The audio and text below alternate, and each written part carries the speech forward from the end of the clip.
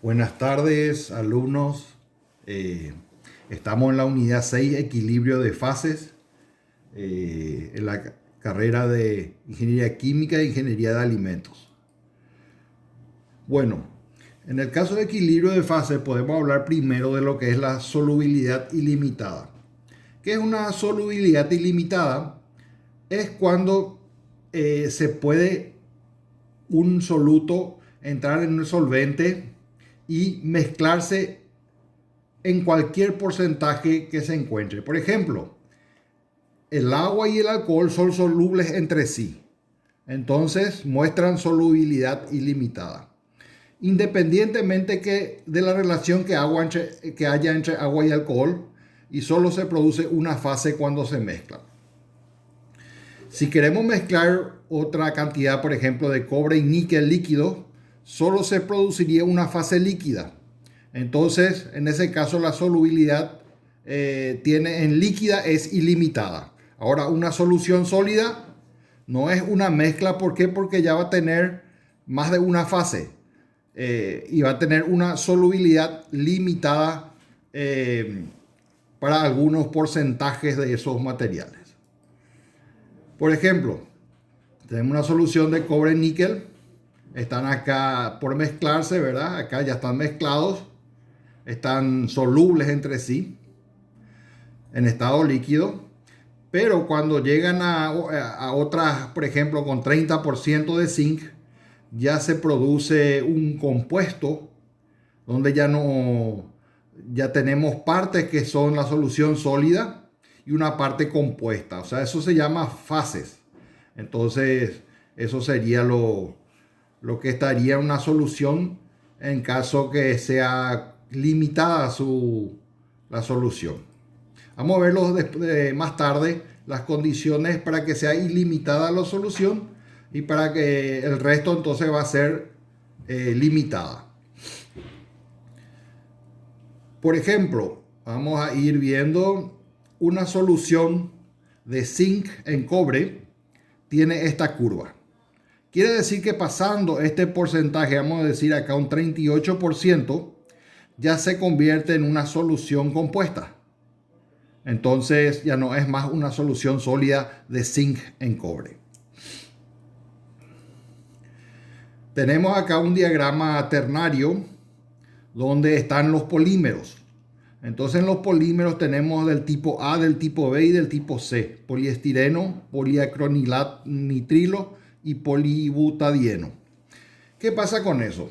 Tenemos propiedades. Si nosotros queremos alargar el material y tener propiedades a temperaturas bajas, entonces estiramos para que haya mayor concentración de polibutadieno, lo que nos da ULE y SBR. En cambio, si queremos tener mayor tenacidad, también vamos a tender hacia el polibutadieno. Si queremos rigidez y bajo costo, vamos a tender hacia el poliestireno, el material. Y también si queremos rigidez y transparencia, a partir del poliacrinonitrilo hacia el poliestireno. Si queremos que tenga resistencia a la intemperie, que forme una barrera y tenga una resistencia mecánica, una resistencia al calor, vamos a optar por estirar hacia el poliacrinonitrilo, materiales de moldeo y fibras. Acá tenemos las condiciones de solubilidad ilimitada. Hay 4 condiciones. Son las reglas de Hume-Rotary. El factor tamaño. Los átomos iones, o sea, sus radios de ellos, de estos átomos e iones, no deben ser mayor del 15% entre los que se están solubilizando. La segunda condición, la estructura cristalina, deben tener la misma estructura cristalina. De lo contrario, se llegará al punto que va a tener una transición de una fase a otra distinta en la estructura. Valencia, el tercero es la valencia. Deben ser de la misma valencia, porque si no fueran así, entonces se formarían compuestos y no soluciones. El cuarto es la electronegatividad. Los átomos deben tener más o menos la misma electronegatividad, es decir, para que haya afinidad hacia los electrones. Si las electronegatividades son apreciablemente distintas, se forman compuestos, como cuando los iones sodio y cloro se combinan y forman cloruro de sodio. Entonces son las reglas para solubilidad ilimitada.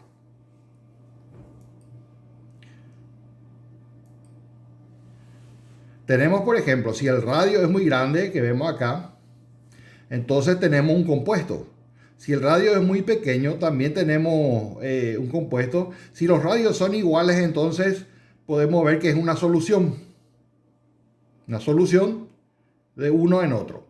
Entonces prácticamente no hay variación en el tamaño de las partículas.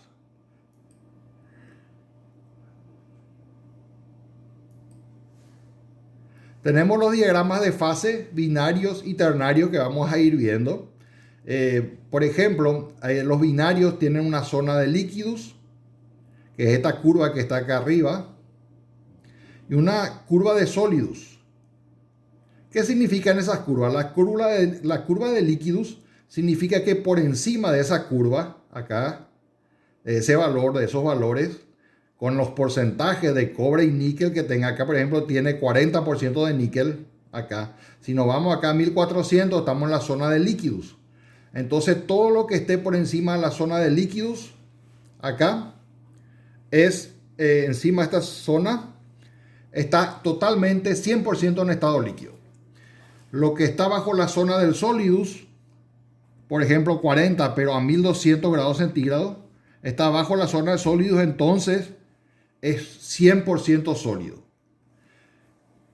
Entre el líquido y el sólido hay una zona en que parte está sólido y parte está líquido.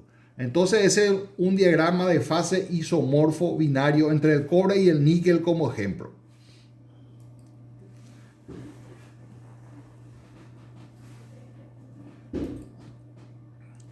Tenemos las aleaciones eutéticas que más tarde vamos a ver, ¿verdad? Que son débiles. Las aleaciones son débiles porque es un solo punto donde van cambiando de estado en la combinación, ¿verdad? Y solamente en ese punto, es difícil de encontrar ese punto. Son frágiles. Entonces, produce, o sea, eso impide el deslizamiento, que es la propiedad que vimos en las primeras unidades. Entonces tenemos un diagrama de fase cobre-níquel con 40% de níquel. Y tenemos las condiciones que puede estar en sólidos o en estado sólido y líquido o en estado sólido. Entonces se aplica la regla de la palanca. La regla de la palanca para determinar el porcentaje real que tiene en estado líquido y en estado sólido. Por ejemplo, para 1250 o 1270, ¿qué porcentaje tiene? Se puede sacar del gráfico, como se puede hacer una regla matemática para hacer analíticamente. Entonces si tenemos nuestra aleación, una curva de líquidos y una curva de sólidos, y queremos encontrar la parte líquida que hay, tenemos que usar el opuesto al líquido, o sea, este brazo de palanca.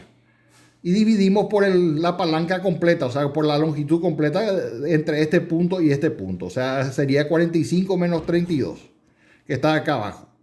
Y 40 menos 32 sería esto para hallar el número de sólido, para la cantidad de sólido. Y para la cantidad de líquido es 45 menos 40. Bueno, eso es lo que se halla. Entonces acá tenemos la fórmula, el brazo de palanca opuesto. Si queremos la parte sólida, usamos el brazo de palanca opuesto, o sea, hacia la parte líquida. Entonces, y dividimos por la longitud total de la línea de enlace y multiplicamos por 100. Y así tenemos el porcentaje de fase en ese punto. Entonces, aplicando esa ley, podemos encontrar estos valores. Ustedes pueden probar usando la regla de la palanca, 50 menos 40, la distancia 50 menos 37, ese es a 1270. Vamos a ir al gráfico anterior. En 1270 tenemos este 37, este 40 y este 50, 1270. 37 acá donde corta al líquidos, 50 donde corta al sólidos, y dentro donde está esta recta de 40 está entre 37 y 40, ¿verdad? Bueno, entonces si vamos a hacer el sólidos de este punto, vamos a hacer 40 menos 37, o sea, la palanca opuesta. 40 menos, dividido la palanca total, que es 50 menos 37.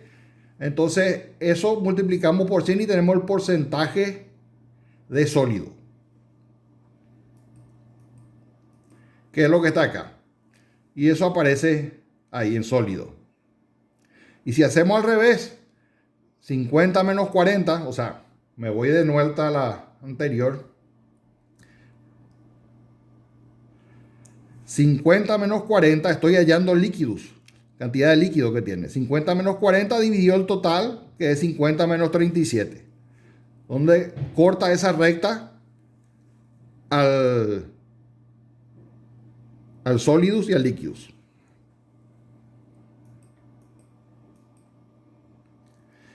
Lo mismo se hace para 1250 y 1200. Entonces está todo en 100% en sólido, en alfa.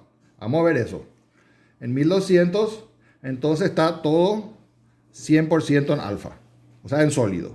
Estado alfa. El único estado que hay en un caso de isomorfo, de binario isomorfo.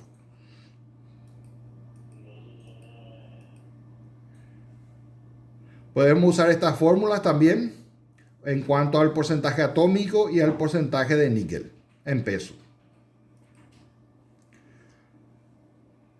Entonces, por la regla del balance de masa, ¿verdad?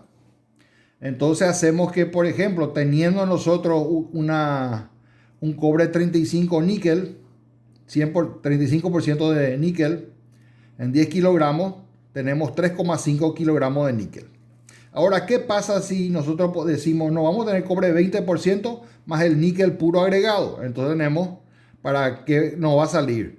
Entonces, para que tengamos un porcentaje de cobre que según ese 3,5 kilogramos, pero tenemos una concentración 20, entonces hacemos 20% por X más 10, que es lo que queremos obtener al final, menos X kilogramos de níquel por ciento. O sea, es igual a 3,5 kilogramos de níquel. Entonces tenemos 0,2X más 10 menos X igual a 3,5. Entonces 3,5 pasa a restar y queda 6,5. X pasa a sumar, el 0,2 a restar. Entonces 1 menos 0,2, 0,8X. La X con la X. Entonces 0,8 dividido 6,5 da 8,125 kilogramos, que es lo que necesitamos de ese cobre 20 para tener 3,5 kilogramos de níquel.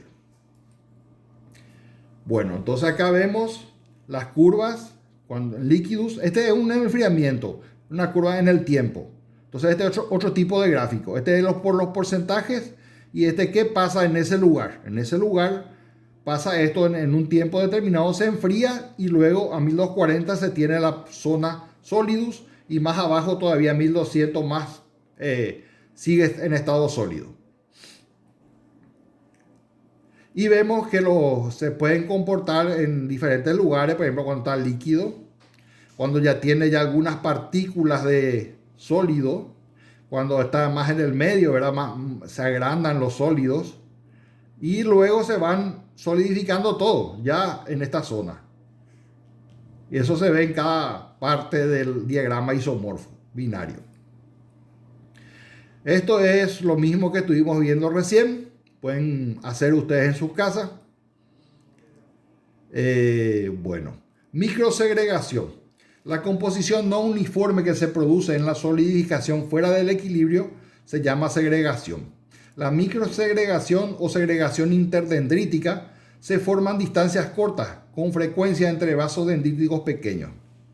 Los centros de las dendritas son el primer sólido que solidifica y son ricos con el elemento que tiene mayor punto de fusión en la aleación. Las regiones en las dendritas son ricas con el elemento con menor punto de fusión. Entonces eso representa el último líquido que va a solidificar. La composición y las propiedades de la fase alfa, en el caso de las aleaciones cobre-níquel, son distintas de una región a la siguiente. Podemos tener también la microsegregación, puede causar que haya una fragilidad en caliente del material. Entonces, porque va a tener un punto menor de fusión a temperatura menor que la del sólido de equilibrio. Homogeneización. La segregación interdendrítica y los problemas de fragilidad en caliente pueden reducirse mediante un tratamiento térmico en el cual se homogeneice el material. Para eso tenemos tratamiento térmico en el caso de los metales. Por ejemplo, si nosotros vemos la microestructura de una densidad relativa como este 84%, vemos que hay zonas vacías, estas que están oscuras. Tenemos la densidad relativa 91 y en el 100% los espacios vacíos van disminuyendo, entonces se va solidificando el material. Tenemos el diagrama de fases que vamos a ver y cuando tenemos la regla de Gibbs, cuando hay en un punto donde por ejemplo, sólido líquido, entonces el número de fases es 2. 2 acá se pone. Acá tenemos un diagrama presión-temperatura, porque la presión también afecta a la temperatura, entonces se tiene para un líquido el vapor y en qué momento se vuelve líquido con la presión aumentada. Entonces tenemos las líneas de equilibrio. Cuando se separan dos fases, o sea, en una zona entre líquido y sólido, por ejemplo, coexisten dos fases. Entonces fase igual a 2. Se pone F2 y se obtiene que el grado de libertad es 1. Solo hay un grado de libertad. De manera que para mantener las dos fases en equilibrio se puede variar de forma independiente una de las variables, o la presión o la temperatura, y el valor de la otra queda determinado. Entonces ahí tenemos en los puntos triples, donde convergen tres rectas, por ejemplo, existen tres curvas, existen tres fases en equilibrio, F igual a 3. Entonces en F ponemos 3 y el lado de libertad es 0. O sea, no hay posibilidad de moverse, no hay grado de libertad, solo hay un punto en el que coexisten esas tres fases y no se puede variar ni la temperatura ni la presión sin cambiar esa situación. Es frágil ese punto, es difícil de encontrar. Bueno, entonces tenemos el cobre, por ejemplo, cómo se va mezclando con el manganeso en este caso, con el níquel en este caso. Viendo que son diferentes, tenemos un compuesto y acá tenemos una solución.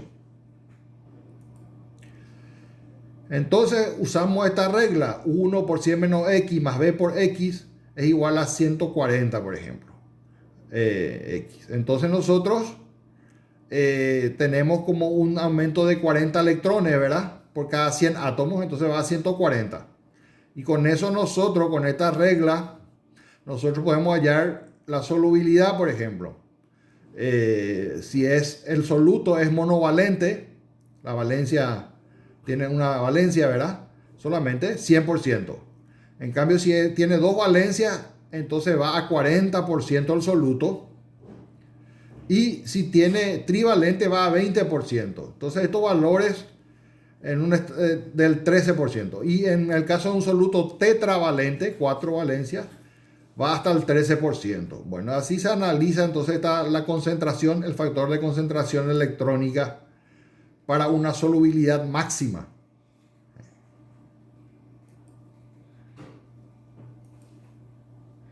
Acá tenemos un diagrama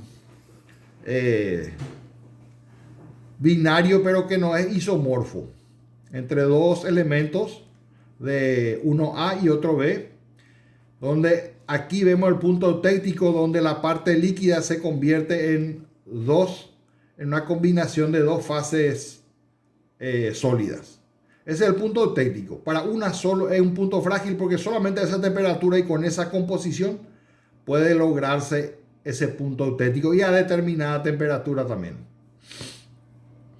Entonces tenemos acá una fase alfa más un líquido, una fase beta más líquido, que depende de este beta acá que está en esta zona, la zona alfa acá en estado sólido, alfa más beta sólido ya combinado, ¿verdad? Como compuesto. Y la zona del líquido que está por encima de estos puntos. La zona de sólidos está, le voy a marcar acá, está acá, representada por esto, y acá. O sea, entre este beta, alfa más beta y alfa son la zona de sólidos en este gráfico un poco más complejo que ya no es más isomorfo. Entonces tenemos el caso de una aleación de estaño y plomo. Por ejemplo, si nosotros queremos hallar en este punto para 208 grados centígrados y una concentración de 82% de estaño, entonces nos vamos con la recta en el 82%, intersectamos a 218 y tenemos que es un punto de dos fases, porque está en una línea que pasa de líquido a líquido más sólido. Entonces, si nosotros tenemos eso, podemos hallar por la regla de la palanca anterior los valores, por ejemplo, que se van a formar. Por ejemplo, la cantidad de líquido de composición eutéctica acá, en este punto. Cantidad de líquido. Entonces hacemos para 90. Entonces para 90 pide a 208 grados centígrados sería acá. Entonces tenemos, como pide el líquido, vamos a irnos hacia el sólido. O sea, va a ser 97,5 menos 90. O al revés, 90 menos 97,5, como más prefieran. Dividido la longitud total de ese brazo de palanca que va hasta el lugar donde está el 61.9, o sea, donde 61.9 a 97.5. Entonces tenemos 0,211, que es la cantidad de líquido en la composición eutética, que sería esto: microestructura eutética sobre la masa total, el brazo de palanca total, o sea, la longitud. Brazo de palanca dividido la longitud de ese estado. Como vimos en el caso del cobre níquel, por ejemplo, es muy similar, pero se aplica más veces porque hay más complejidad y más puntos. Acá tenemos unas curvas de enfriamiento en el tiempo, unas curvas de composición y temperatura, como son el diagrama binario, ¿verdad? Acá tenemos, por ejemplo, como ya vimos en el otro caso, pero acá más complejo. Acá hay líquidos y sólidos, más líquido que sólido, acá más sólido que líquido en esta zona. Acá ya hay sólidos, ya está empezando a solidificarse. Y acá tenemos un análisis que tenemos que hacer de un diagrama binario, en este caso de la plata y del oro, creo, del oro. Bueno, entonces tenemos, por ejemplo, estudiando en este punto y en esta recta y en esta otra recta. La primera recta, en el punto B, estamos todavía en el líquido más alfa. Entonces es C más un delta T pequeño, un diferencial tiempo. Entonces tenemos eso. Después se aplica la regla de la palanca tranquilamente en ese punto. Para ese punto y teniendo este punto y este punto ahí como valores a los cuales tener los extremos, que dentro de estos extremos está este brazo de palanca para obtener la cantidad de líquido. Y este brazo de palancas dividido este total sería para obtener el sólido. Entonces, si tenemos, por ejemplo, el punto D acá, entonces hacemos lo siguiente: el diagrama de fase para este punto D hacemos, si queremos hallar la cantidad de alfa acá, tenemos que usar lo opuesto, o sea, desde 79, donde corta el gráfico, menos este punto 42,4, que es el elegido donde está dividido el total, que es 79 menos 6,4, que es el completo, ya la longitud del tramo. Entonces con eso tenemos el 50,4% que está acá abajo de porcentaje en peso de alfa.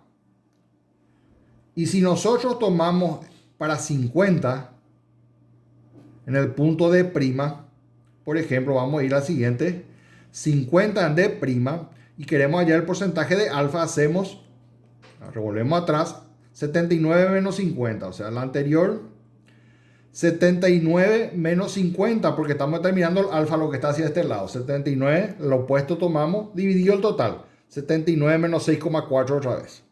Y bueno, eso nos da, en este caso, 40% justito, con un 50% inicial que estaba previsto en la combinación.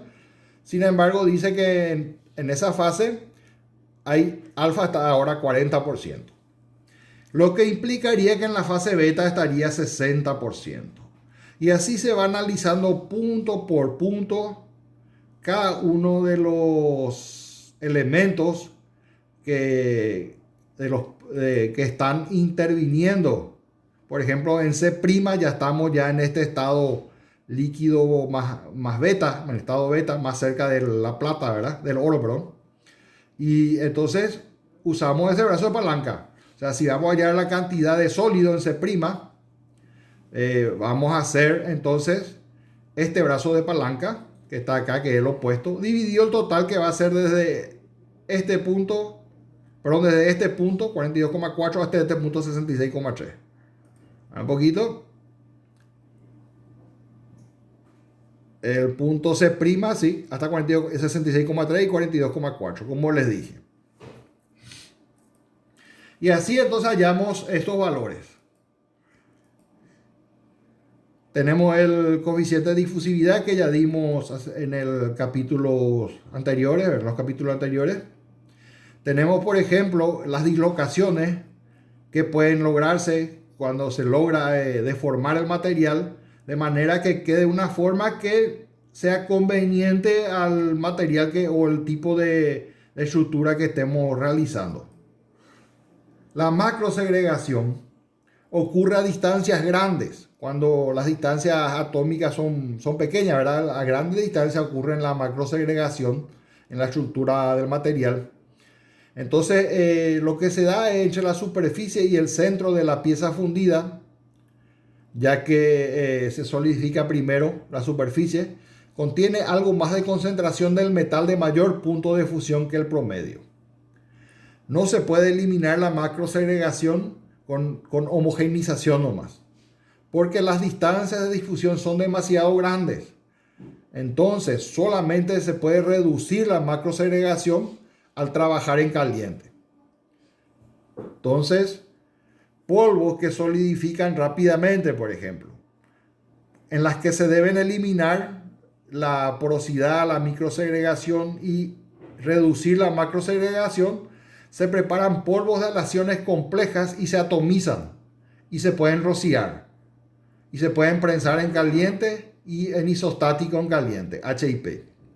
Bueno, son procesos por los cuales, por ejemplo, las gotitas de argón o nitrógeno gaseoso con agua, atomización en agua, las gotas fundidas solidifican con rapidez generando partículas de polvo con tamaños de rango de 10 a 100 micrómetros de diámetro. Como la solidificación en las gotitas es muy rápida, hay poco tiempo para la difusión. En consecuencia, no tiene lugar la segregación química. Muchas superalaciones a base de níquel y cobalto y polvos de acero inoxidable son ejemplos de materiales que se preparan con esta técnica. Por ejemplo, el prensado isostático en caliente se sinteriza a una presión isostática igual en todas las direcciones de 25.000 libras por pulgada cuadrada, usando, por ejemplo, argón gaseoso. Y entonces se limita, se prensa en una cámara especial, ¿verdad? Y se tiene una temperatura también caliente. Bueno, con esto estuvimos viendo este capítulo. Pueden repasar en el PDF.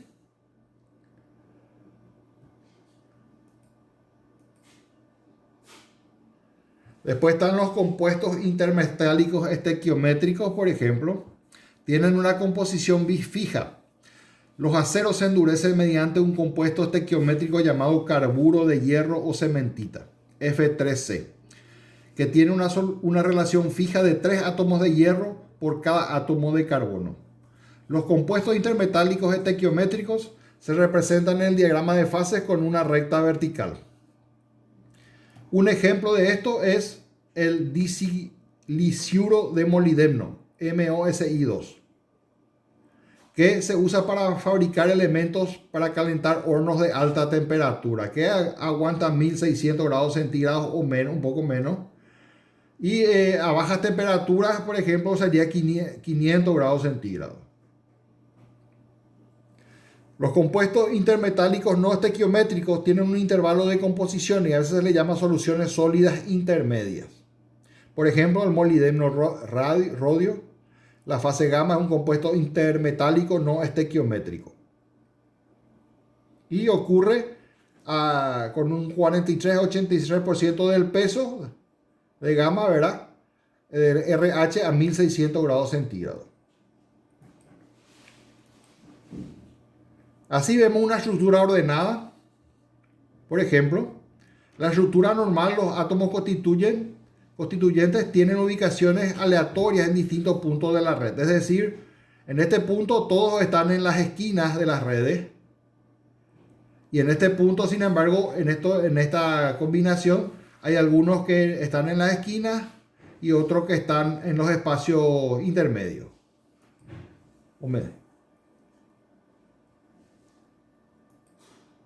Acá tenemos unos ejemplos de lo que serían los puntos eutécticos. El punto eutéctico es este punto que están en esos gráficos binarios, ¿verdad? Donde de una zona líquidos única pasa, que tiene también otras zonas con líquido beta y con líquido alfa, pasa a una zona de sólida de alfa más beta, o sea, con un compuesto.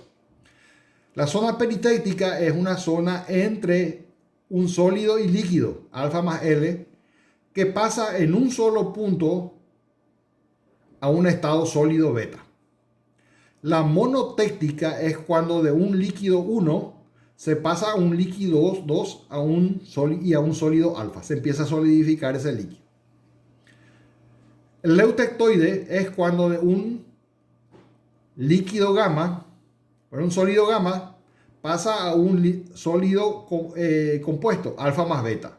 Entonces acá hay presión, temperatura que están actuando para lograr eso. El peritectoide, por ejemplo, alfa más beta, o sea, el estado sólido pasa a un estado gamma único. Entonces se convierte no en un compuesto, sino en un elemento de una sola fase o en una aleación de una sola fase. Entonces tenemos las reacciones